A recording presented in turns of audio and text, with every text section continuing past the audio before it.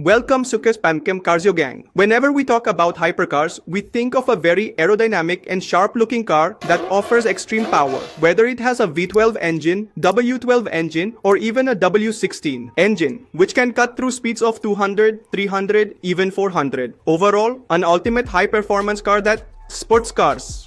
Supercars are a level above that. Many brands make hypercars like Ferrari, Aston Martin, McLaren, Lotus, and many more. But these brands also make sports cars, sedans, or SUVs. So, they are not exclusive hypercar brands. When it comes to exclusivity, there are only a few car brands that make only hypercars. Like Bugatti, Agfiselpek, Tatay, Koenigsegg, Pagani, Rimac, Pininfarina, Who is saying devil from the back, man? Since I met you, my reign of terror has ended, friend. By the way, if you trust devil or devil 16 a lot, a few days ago, I made a video on that, watch it. Take it. You will find out the truth about both the company and the car, whether it's real or if everyone has been fooled. Anyway, coming back to hypercars, do you know what the very first car of these hypercar brands was? And what did they look like? Did they also have such strong power and performance, or was it something else? Today, let's talk about hypercar brands and their first car. So if we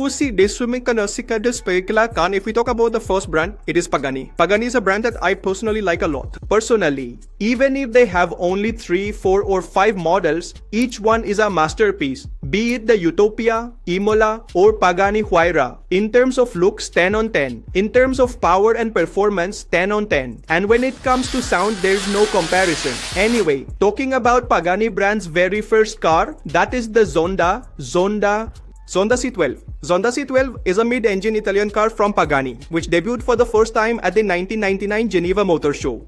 Was installed. This car had a Mercedes-Benz 6-liter M129 V12 engine that in 1999 gave this car 444 horsepower and it produced 640 Newton meters of torque. With this, the car could go from 0 to 100 in just 4.2 seconds. But Pagani found this insufficient, so the very next year, in the year 2000, they launched a new model of the C12, the C12S, where they replaced the 6-liter engine with a 7-liter engine. The power was increased from 444 horsepower straight to 542 horsepower, and the 0 to 100 time was reduced from 4.2 seconds to 3.7 seconds in came. And along with it, more models with upgrades were introduced like Zonda S, Zonda Roadster, Zonda F Extra. But in 2007, Pagani had to release its ultimate weapon, that is, its only track-focused model Zonda R7, that is R, which had 750 horsepower and was not road legal at all. It was made only for tracks, and the fun fact was that this monster was banned on some tracks too. Why? Because of its extremely loud sound. I have made a detailed video on the Zonda R as well. If you want to know in detail about this particular car, then watch that video. Since 1999 until today, only 140 units of the Pagani Zonda have been made worldwide, including all its models and variants, which has further increased the exclusivity of this car. Yes, speaking of exclusivity, if we talk about their second brand, it is Koenigsegg, the most famous and hyped hypercar brand after Bugatti. Currently, Koenigsegg is in a league of its own. Just look at the Jesko. With its V8 engine, it rivals Bugatti's W16 engine. And apart from that, their Regera, Agera, Gemera are all top-notch. But if we talk about their very first car, it is the Koenigsegg CCA.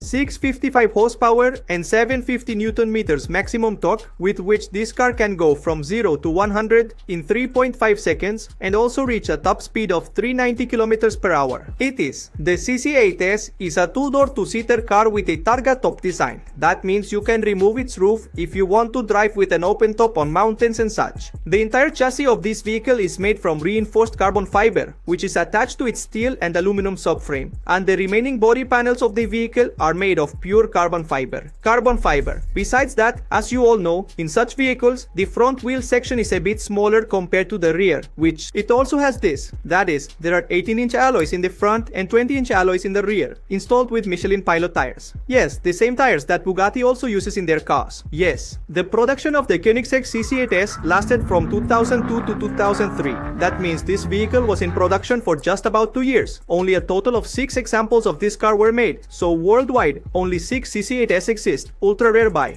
Now that Bugatti has been mentioned, let's talk about Bugatti itself. Currently, every child knows about Bugatti because of their amazing cars. Nowadays, Bugatti's cars have become quite advanced and futuristic, like the Topion, Mistral, Bolide, Divo, etc., meaning truly one masterpiece after another, lacking nothing, neither in looks, nor in power, nor in performance, nor obviously in price. If you have money, what can't you do? But Bugatti's very first car is quite the opposite of all this, and quite interesting too, because this brand, like Pagani and Koenigsegg, isn't modern but dates back to 1909. Yes, almost 116 years old. That's why their first car is also vintage and retro type, and that is Bugatti type.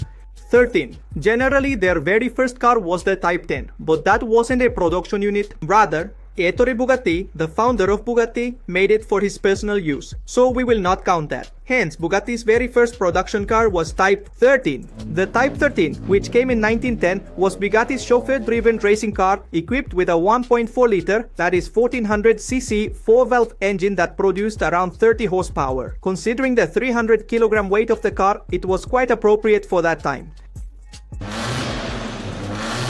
In fact, this car was also on the list of powerful racer cars, because we are not talking about today, but approximately 115 years ago. Even though this car might look like a toy, it was a very successful car in the racing field. Now, since Bugatti needed to make upgrades in cars, the next generation came, like Type 15, Type 17, Type 22, Type 23, etc. And by doing this, today this brand has reached this point. I mean, 400 speed is normal for them. They are now aiming to break the 500 speed record. Moving on to the next brand, that is Pininfarina. Many people might have heard its name, or some might not even know about it. Pininfarina is an Italian car brand owned by the Mahindra Group. Yes, just as Tata Motors owns Land Rover and Jaguar. Similarly, Mahindra to Pininfarina. Currently, this brand has a few cars like Pininfarina B95 and Ninnofarina, but the very first car of this brand is Pininfarina Battista. Battista was unveiled not long ago at the Geneva Motor Show in 2019, and the production of this car started in 2022.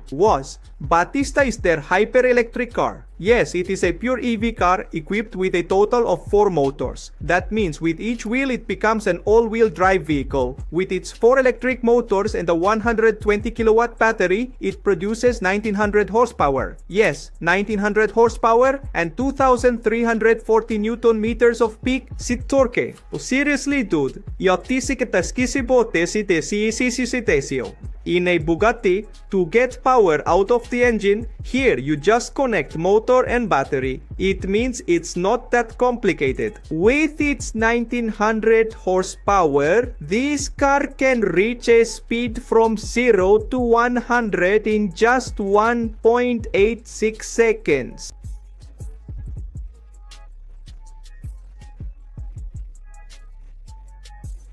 You all must know about a Croatian manufacturer that only makes EV hypercars. Talking about the brand's very first car, surprisingly, they have only one car. So that's their first car, and that's currently the car, and it's the Rimac Nevera. The Nevera is their electric hypercar, which was first presented at the 2018 Geneva Motor Show. While its production started in 2022, this car, like the Battista, also has 4 electric motors for different tires, meaning an all-wheel drive system, with which this car produces 1914 horsepower, yes, more power than the Battista, and approximately 2340 Newton meters of torque. With its extreme power, this car can go from 0 to 100 in 1.81 seconds, with a top speed of 412 kilometers per hour. This means, man, it has even left Battista behind. The body construction of the Nevera is made of carbon fiber, but still, the weight of this car is around 2,150 kilograms. Because it is an EV, the battery pack and such need to be installed, which are quite heavy. Rimac has installed a lot of high-tech features in this car too, are installed, like the facial recognition system, where the car will only unlock or start after seeing the face of its real owner. After that, there is also a high-speed drift mode that keeps the car under control.